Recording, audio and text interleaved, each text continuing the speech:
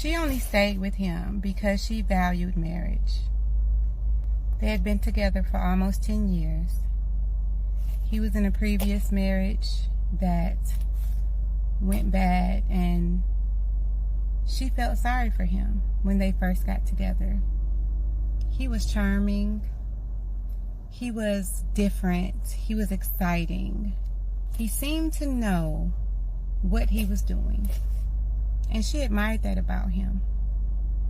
They didn't have any children together, but during their time married, he had 3 children on her. She could not believe it.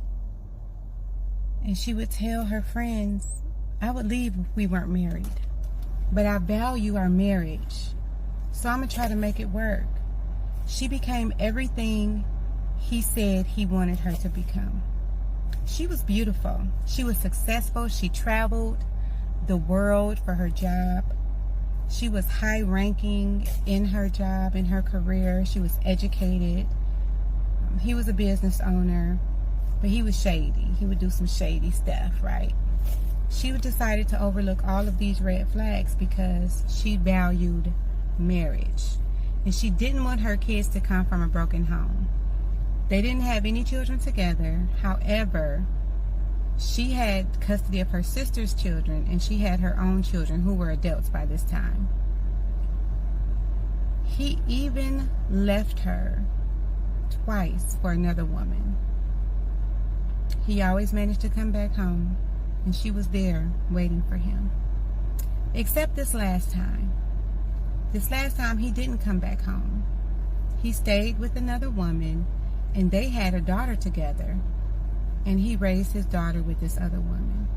Heartbroken, she decided she had to go through with this divorce. She filed for the divorce, and she received a letter in the mail.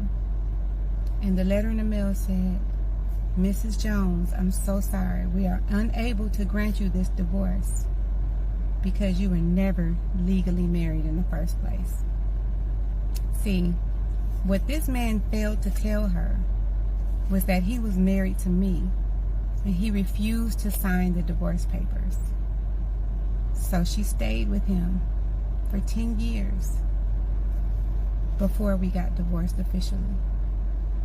He played her. Read more in my book, Picking Up the Pieces to 100 Broken Promises, available at all major bookstores.